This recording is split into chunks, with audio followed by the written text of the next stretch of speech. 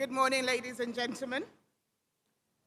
It's my great pleasure to be here with you this morning to introduce a man of substance, a conversation with a man of substance, a man who has decided that he will partner with governments to invest in the public service and to really put his money where his mouth is. My guest is a co-founder of Access Bank and grew it from the 25th largest bank in Nigeria into the top 5 institution on the continent. That story of institutional transformation is well known. What is less discussed is what he did next. He built a foundation whose core mission is to train and develop senior civil servants in partnership with the Office of Nigeria's Head of Civil Service, with programs running through Oxford and Harvard. He did this not because it was good for his brand, but because he concluded that no country develops without a functional public service, and that someone has to act on that conclusion. His name is Aigboje Aig-Imoukhuede. He is the commander of the Order of the Niger, the former president of Nigerian Stock Exchange, and one of the most strident voices on the African continent on the relationship between private sector discipline and public sector reform. Please join me and give a rousing round of applause to Mr. Aig-Imoukhuede.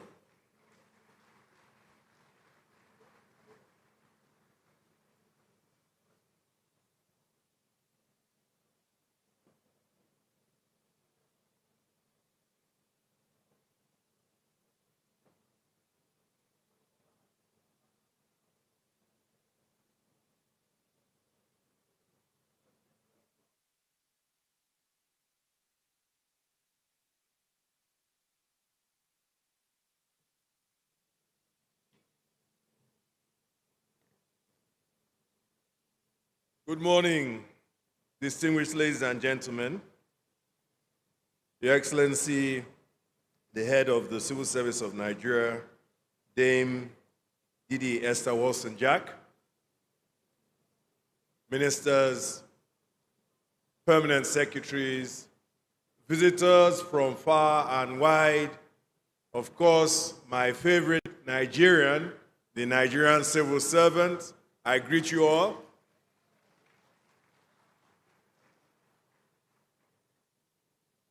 I'm honored to get the ball rolling and address this conference on a subject that is central to our nation's and indeed Africa's future: public-private collaboration for service delivery and innovation. Now, Stephanie, in introducing me, made a certain statement about the motivation for myself and our foundation, the Aig-Imoukhuede Foundation, and everybody within it, to do the work we do. Let me begin by this simple proposition. The true measure of government is not policy announcements. It is simply about whether citizens can actually feel the results of the work that government is doing in their lives. How do citizens feel the results of the work that government does? Certainly, it cannot be by how many meetings are called. Certainly, it cannot be by the fact that the civil servant works from 8 a.m. to 12 midnight. It cannot indeed even be by the fact that the civil servants work sometimes in very, very tough conditions, giving their lives for the work they do. The true measure of whether government is working or not is whether a passport is issued on time, whether the road is completed and on time, hopefully, whether the hospital functions, whether pensions are paid without distress and people having to queue up at their age of 80 or 90 in appalling conditions, whether a business can be registered without undue delay. And in the world we live in today, undue delay means a business that's not registered in 7 days. Whether a farmer can move goods to market efficiently, or has to watch the fruit of their labor literally evaporate in front of them because there's no transportation or there's no storage and so on. Whether indeed our tens of millions of young men and women, entrepreneurs, can navigate life, can move forward without layers of bureaucracy suffocating them. In the end, citizens judge not by intention, but by delivery. In the end, our very distinguished audience, citizens judge not by intention, but by delivery. And this is why this conversation about public-private partnership and collaboration matters so deeply. You see, the scale and complexity of modern government requires government to work differently. No government, given the fiscal pressures, not just for African nations and our nation, Nigeria, the rising expectations of these billions of people who have seen the power of technology and what technology can do. Even if they don't travel, they see it every day. They see it in Asia, they see it in North America, and they want the same for them in Africa.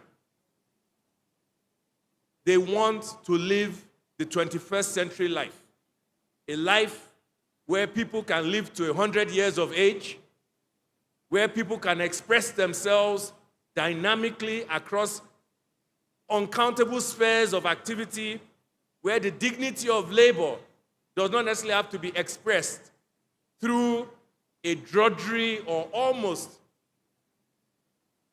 Hobbesian life, which some in Africa still have to endure. So the question is no longer whether or not government should collaborate with the private sector. The real question is how can government collaborate intelligently, transparently, and effectively while preserving public trust and public purpose.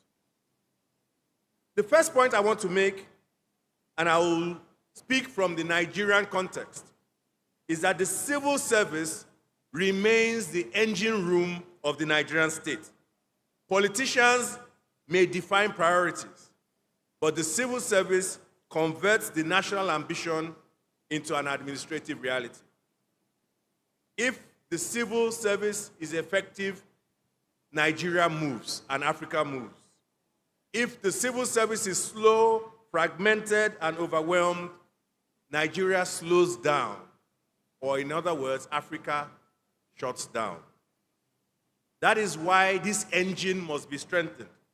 And that is why, alongst with the others in our foundation, the co-founder, my wife, Ofowe, and literally almost 100 other people, we have dedicated ourselves to ensuring that that engine room is oiled, is equipped, is invested in to purr like, I don't know, a Mercedes or maybe a Tesla, or is it a BY? Hopefully we'll be talking about a Nigerian-made car again soon. The private sector brings capabilities that government may struggle to build quickly on its own.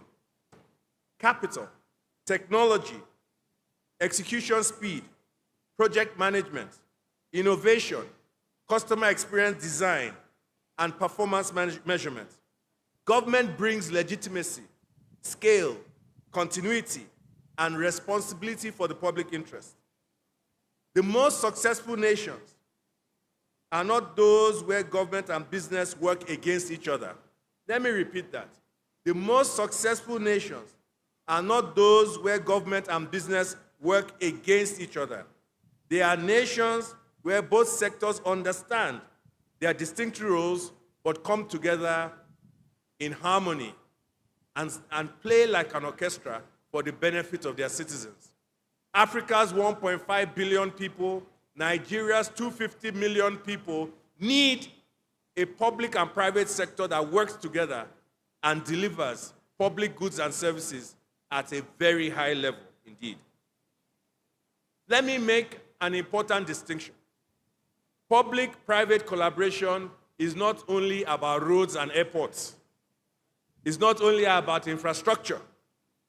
It is much broader, and probably the more important part of it is about building systems that work.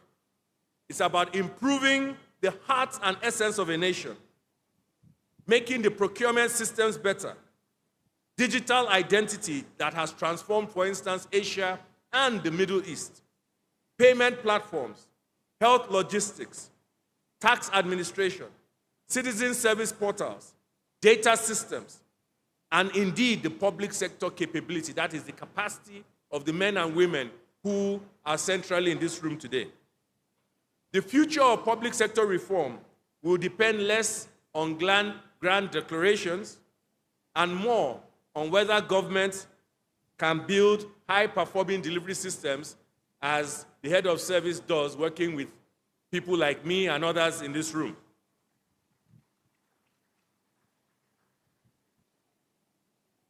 It requires a different mindset. When I say the number of meetings, these heads of service are not working alone. They're working with permanent secretaries. So obviously, it's also the permanent secretaries that are giving them the confidence to continue in this reform direction. Obviously, they also report to presidents.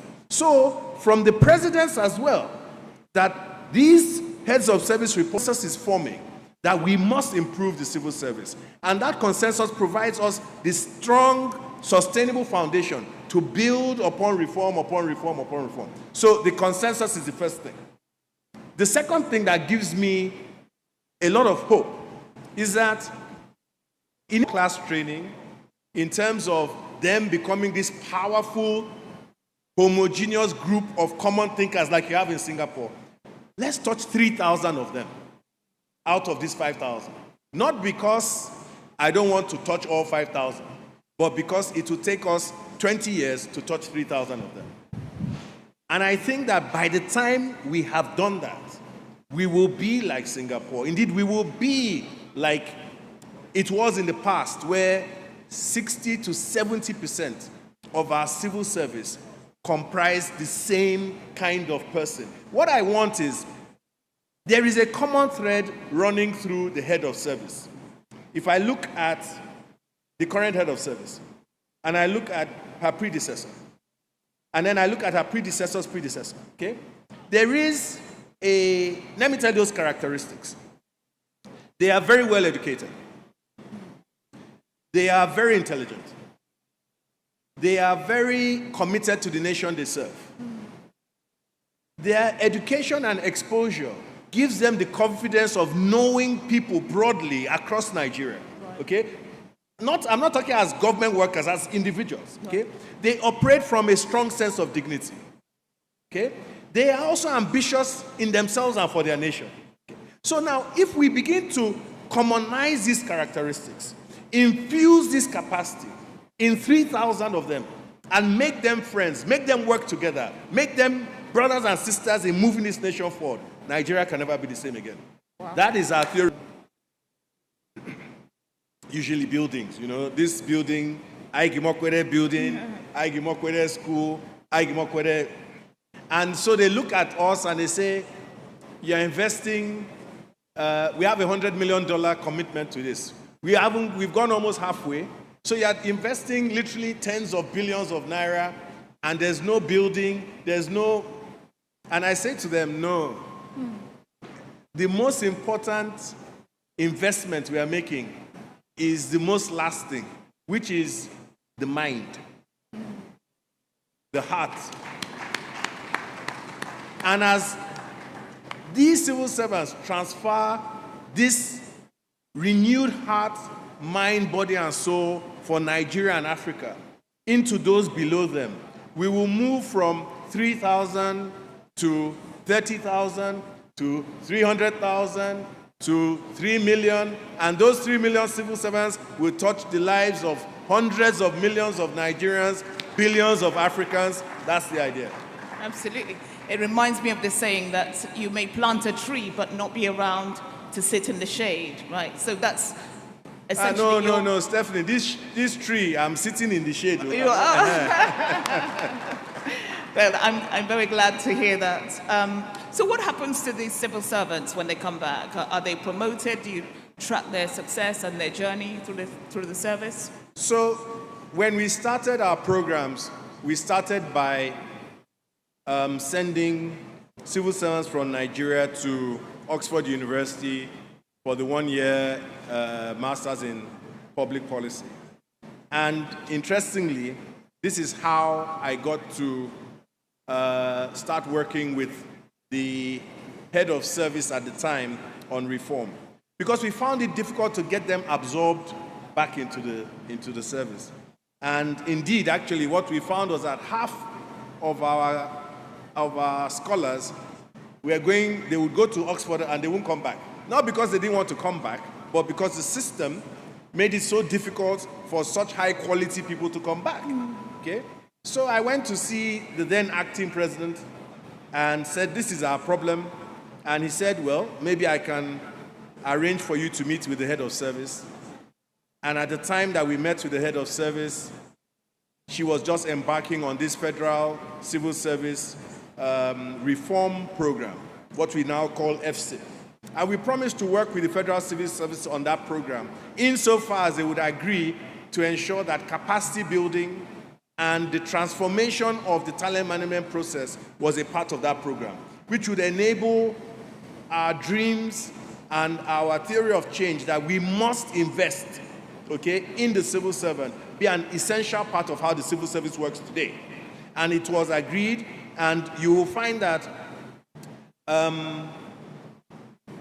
there are actually new policies that allow civil servants go work in the private sector, come back, and new systems that allow the civil service benefit from partners like us, okay, in training and capacity building. And there's a renewed drive to transform the civil service indeed. With certain types, we had Lead P, I think there's another one called Smart P.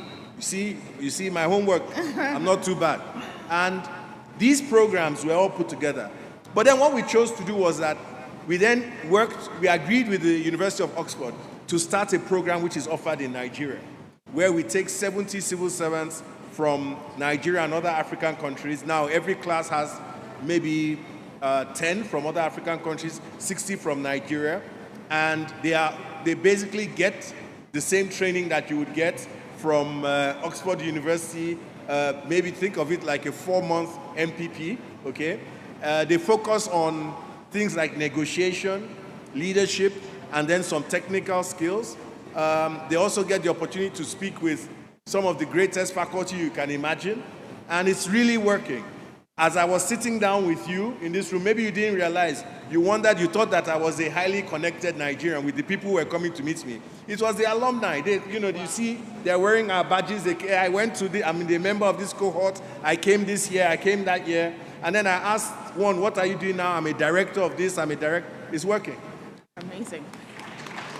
So, one thing I must say, you really want to make me become a civil servant. You're welcome. No, I mean, seriously, because at a point in time, the best in Nigeria wanted to work and indeed worked in the civil service. So let's talk about that. You know, the perception has changed. Civil service is not given the recognition. It's seen as kind of drudgery, low-paid work. They don't have the recognition. How can we shift that public perception with the work that you're doing and the work that the head of civil service is doing? How can we shift that public perception to get civil servants the recognition they deserve? First of all, look at this conference in Nigeria. Full. All the other halls full. Literally thousands of people here. Many from outside Nigeria. Look at the quality of speakers. Look at the quality of arrangements within a very narrow budget, within very narrow resources, right? the civil service in Nigeria is inviting the world to participate at a global level on civil service issues. Those are the type of things that cause civil servants to have joy in the work they do, dignity in the work they do. You give them recognition. You see, to change the human being, the first thing you must do is give that person dignity, pride in who they are and what they do. And that is the first thing that we have stressed must be done in the years that we've worked. And things are really changing. Presidents come for this event. A lot more attention is being given to the civil service. I recognize that there are significant resource constraints, okay? But from the perspective of the intention, there is greater intentionality about the importance of the civil service in these years than there have ever been in Nigeria, you know, until those days when I hanker back for. Amazing. Okay, so I'm going to ask you one last question, maybe see if we can take a few questions from audience. I think I have enough time to do that. So the big elephant in the room, AI, you mentioned technology, AI. Everyone is talking about how AI is going to transform industries. Many sectors are making cuts, you know, getting rid of staff to bring machines to do the job. How worried are you about the threat of AI to the civil service? Is it complementary or is it a threat? Well, I think when people use the term threat of AI, they tend to go to the issue of jobs. And whether AI would replace, so to speak, the worker. In many respects, the context of the state that is being described is one that has gone through significant advancements in terms of infrastructure, in terms of systems, and so on. And the thinking, therefore, is that AI would enable automation and machines replace human beings who are doing what I would call basic repetitive activities. Yeah. Most of what the civil service does is not basic and it's not repetitive. Policy making and policy implementation is going to be very difficult for AI to perform, particularly for Africa. We have so many problems to solve that are so unique, so structural and intractable that, I don't know, it's going to take us maybe a few decades to have to train that computer to understand the issue before it can provide the solution. So our issues are really very human-centered. And therefore, AI will make our human beings much more effective and productive, but I don't see the core role of the civil servant, which is to formulate the type of policies that lift up lives of people and implement them, you know, being affected. I think it's being strengthened by AI, okay? Now, if you are talking about things that I would not necessarily think you could regard as necessarily things that government must do, such as open a door, and you can, and I mean open a door.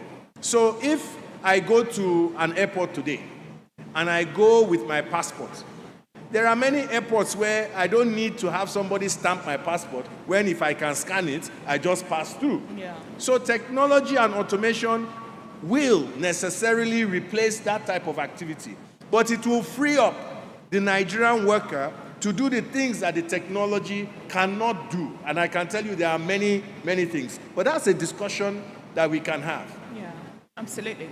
Okay, so I'm just going to pause here and take one or two questions before we round up this conversation. Do we have a mic in the audience? Do we have a mic?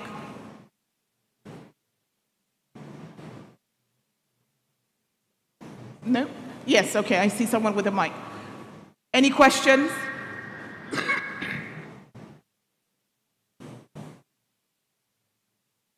Okay, no, I see a question over here, okay. Please, let's keep the questions brief so we can get a few in. Do we have a question?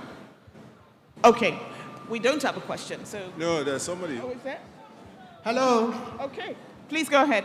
Yeah, thank you very much, Mr. Aig. In 2022, I was a beneficiary of the LEAD program, co-sponsored by your very good self.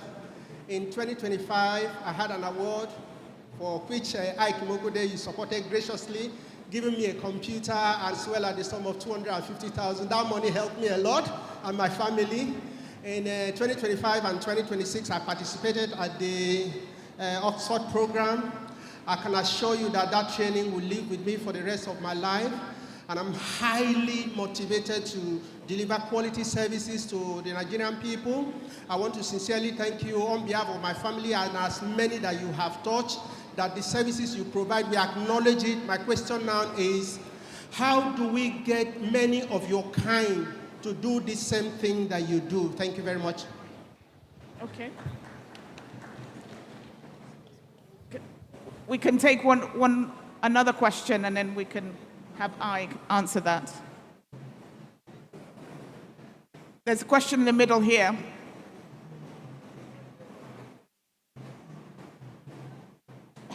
There's a lady here. Can we give her a mic?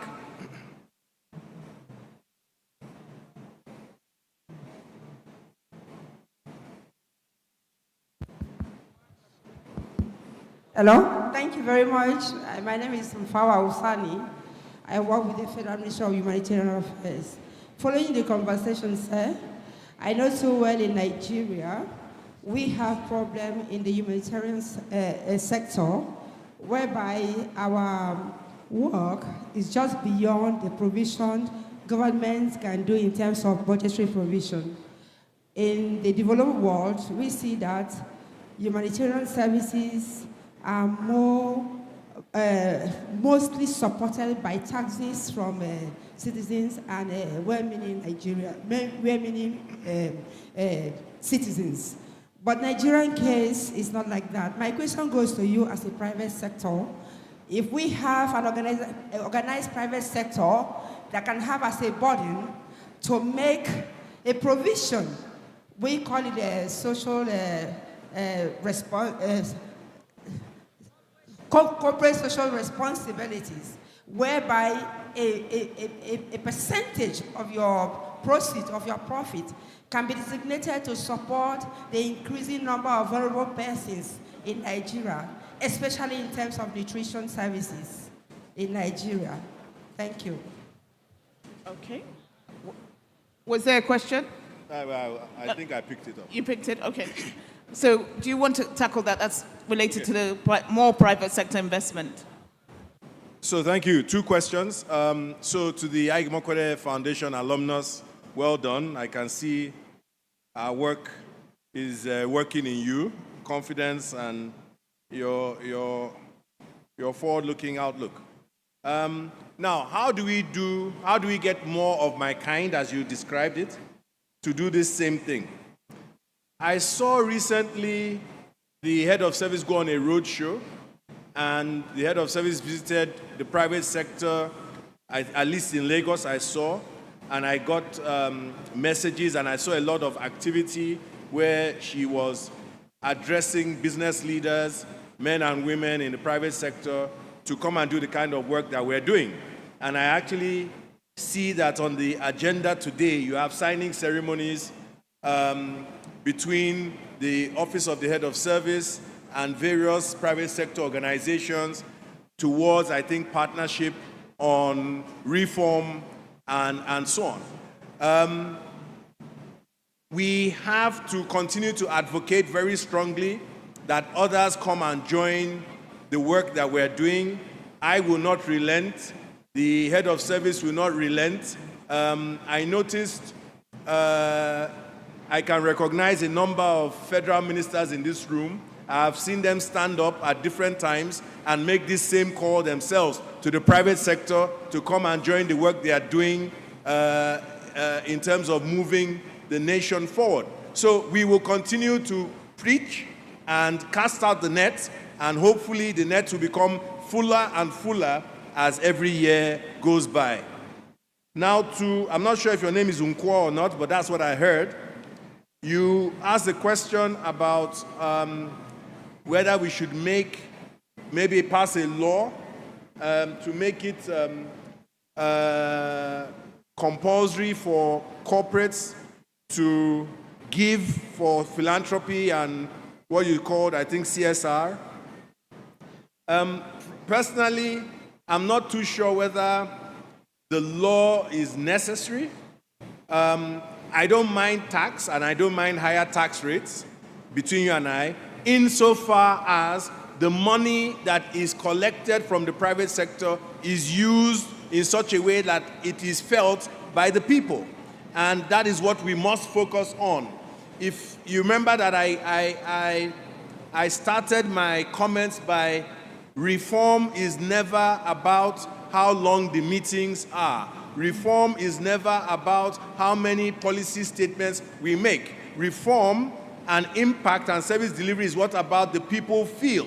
So for instance, if you make it compulsory that my company gives 5% of its profits to CSR, if the result of that giving 5% of my profits to CSR does not shift the needle, I cannot show who is touched, I cannot show how many lives are saved and so on, then why have we done it? So again, like I said, we must think about these things holistically. Anything that will save more lives, lift more people out of poverty, you can count me in, and I know several other people in the private sector that you can count in as well. Fantastic. I think we'll take one last question and close this session. Gentleman in the front over here, can we get a mic to him?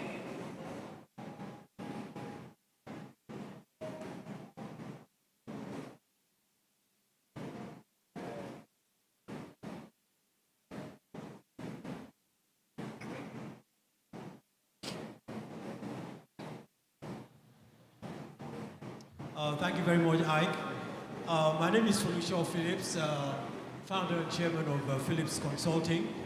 I want to actually commend you, and I think it's important to do that as somebody speaking from the private sector on your side of the fence, for the work that you've done, for the inspiration you've shown, and clearly for the leadership that you've shown as well. I know that Phillips Consulting, we work hand in hand with your foundation, and there's a lot that you have put into this, and it's wonderful to see, and you've proven it, that a lot of the things you're doing are actually coming to fruition and having value. Mine is less of a question, but more of a support based on the last statement you made. The private sector certainly is coming around to the fact that we've got to work hand in hand with the public sector. And the mechanism through which that can happen is working hand in hand with the civil service, because that is the executive arm of governance. And I believe that a lot of things that have been done, and recently, like we talked about the head of service interaction with the private sector at a breakfast seminar, at your roadshow, as you called it, has actually attracted a lot of people to realize that, yes, we need to work together. So I managed to commend you and to tell you that there are a lot of initiatives that are taking place. The Phillips Consulting, we've been involved along with about 15 other consultants in carrying out a major exercise that the head of service actually initiated, called we call it PASGA. Okay, it's an acronym for Personnel Audit and Staff Skills Assessment. And that is something that I'll be talking about later on today. So it's all part of that, of saying we want to uplift the civil service on one hand, but we know we need to do it working hand in hand with the people that they serve, which is the private sector. So once again, I want to say thank you. We are all behind you. We are following the leadership that the foundation has laid down, and you've actually shown us what it is we can do, how we can do it, and we're just going to try and get on with it. So congratulations and well done. Well. So that seems like a, sure, please. Aigboje, thank you very much. For the internationals here, Aigboje is a term of endearment you give to your very senior brother. Mr. Folisha Phillips is one of our leading lights in the private sector and a senior brother and a mentor of mine. Thank you very much. So that seems like a good place to bring this very insightful and very remarkable conversation to an end. Thank you, Aig, for your passion. I'm sure everyone joins me in thanking you for your philanthropy, your passion, your presence, your leadership in this sector, and all the strides you're making to reform the Nigerian civil service. And I know that it will go back to the glory day that you hanker after. So thank you very much indeed. A huge round of applause for our speaker this morning.